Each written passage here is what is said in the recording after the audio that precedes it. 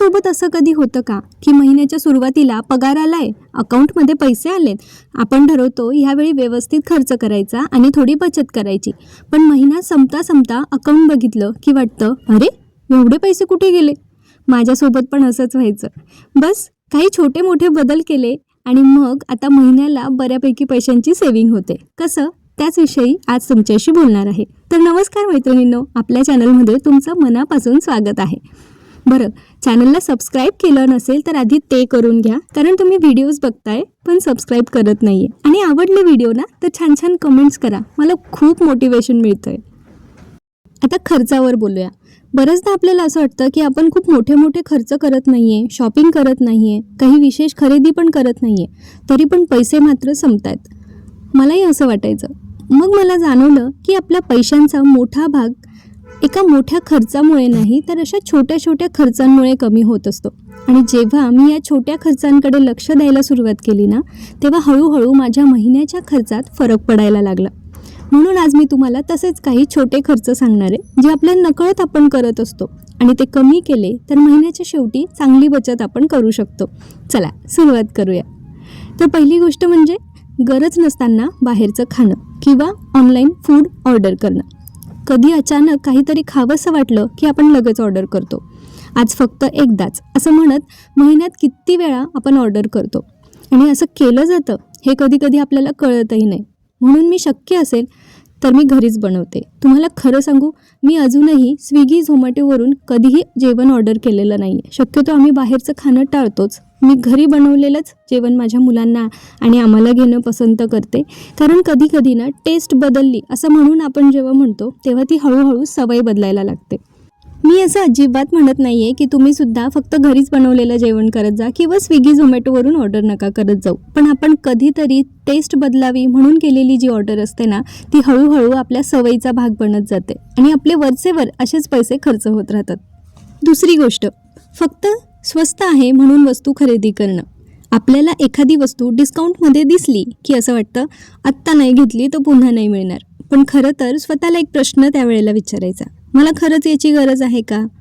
जर उत्तर नाही असेल तर कितीही डिस्काउंट असला तरी ती वस्तू न घेणं ही आपली बचत आहे. तिसरी गोष्ट, छोटे छोटे ऑनलाईन खर्च. कधी एखादं सबस्क्रिप्शन, कधी एखादं ॲप, कधी एखादी छोटीशी ऑनलाईन परचेस. उगीच ट्रेंडमध्ये आहे म्हणून ती गोष्ट उगीचच खरेदी केलेली. तर प्रत्येक वेळी खर्च वेगळा पाहिला तर खूप मोठा वाटत नाही. म्हणजे अरे 99 रुपीजला तर मिळतं आहे, 49 रुपीजला तर मिळतं आहे, 10 रुपयाचीच तर गोष्ट आहे, 20 रुपयाचीच तर गोष्ट आहे. असं करत करत हे छोटे छोटे खर्च आपण करत राहतो. पण महिन्याच्या शेवटी हे सगळं जेव्हा एकत्र आपण करतो त्यावेळेला ही छोटी रक्कम मिळून एक मोठी रक्कम तयार होते. म्हणून महिन्यातून एकदा आपल्या बँक अकाउंट किंवा UPI ट्रान्झॅक्शन नक्की चेक करा. आपले पैसे नेमके कुठे जात आहे हे आपल्याला समजलं की आपल्या बचतीची पहिली पायरी इथे आपण चढतो. चौथी गोष्ट, घरात वस्तू असूनही पुन्हा पुन्हा नवीन वस्तू घेणं, विशेषतः किचनमध्ये किंवा होम डेकॉर असल्या गोष्टी. आपण कधी कधी किचनमधल्या काही अशा गोष्टी घेतो की ज्या आपल्याला कधी कामातच येत नाही. त्यानंतर घर सजवण्याच्या काही अशा गोष्टी सारखं ऑनलाईन बघून आपण घेत असतो की ज्या काही काळानंतर आपण टाकून देतो अक्षरशः, किंवा आपल्याला त्या गोष्टी नकोशा वाटायला लागतात घरात आणि उगीच त्या घरांचं क्लटर आपल्या घरामध्ये जमा होत राहतं. आपल्याला काहीतरी नवीन दिसलं की लगेच घ्यावंसं वाटतं. पण आता मी एक छोटीशी सवय लावली आहे. नवीन वस्तू घ्यायची इच्छा झाली ना की मी स्वतःला विचारते, ही वस्तू माझ्याकडे आधीपासून ज्या वस्तू आहेत त्याच्यापेक्षा खरंच वेगळी आहे का? मला एवढी आवश्यक आहे का? जर उत्तर नाही असेल तर मी ती वस्तू घेणं टाळते. आता पाचवी गोष्ट आणि सगळ्यात महत्त्वाची, रोजची छोटी बचत. बचत म्हणजे काय, महिन्याला हजारो रुपये बाजूला ठेवणं असंच असतं का? तर नाही. तुम्ही रोज फक्त 50 रुपये जरी वाचवले ना तरी महिन्याला साधारण 1,500 रुपये होतात. आणि रोज 100 रुपये वाचवले तर महिन्याला 3,000 रुपये. म्हणजे बचत करताना रक्कम किती छोटी आहे यापेक्षा आपण ती सवय किती सातत्याने पाळतो हे महत्त्वाचं आहे. माझ्या मते पैसे वाचवण्यासाठी आपल्याला स्वतःला प्रत्येक गोष्टीपासून दूर ठेवण्याची अजिबात गरज नाही आहे. आता पैसे वाचवायचे म्हणून गरिबासारखं जगायचं आहे का? तर उत्तर अजिबात नाही. आपल्याला फक्त हे समजून घ्यायचं आहे की आपल्याला कुठे खर्च करायचा आहे आणि कुठे तो टाळायचा आहे. कारण आपल्याला आनंद देणाऱ्या आवडणाऱ्या गोष्टींवर पैसे खर्च करणं हे अजिबात चुकीचं नाही आहे.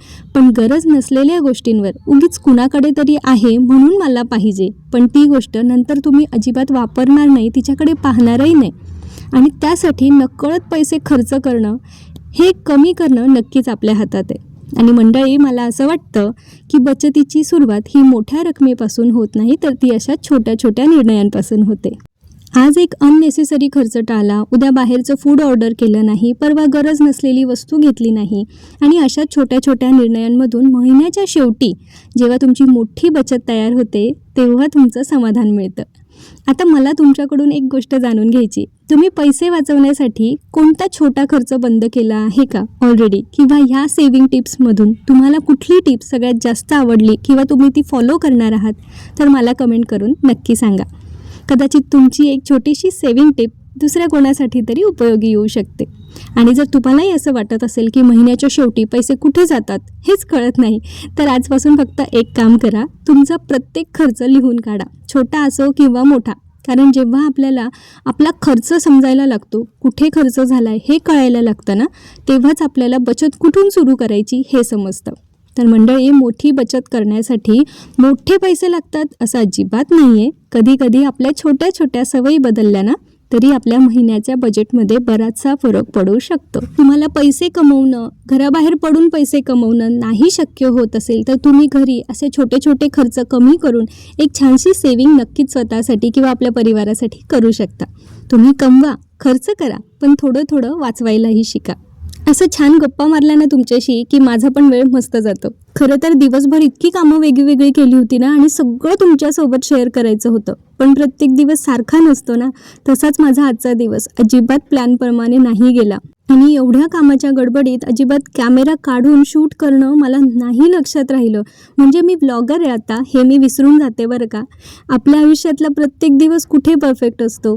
आपण कधी कधी खूप प्रोडक्टिव्ह असतो, तर कधी कधी पूर्ण दिवस आपण कसाबसा मॅनेज करण्यात आपला पूर्ण वेळ घालवतो.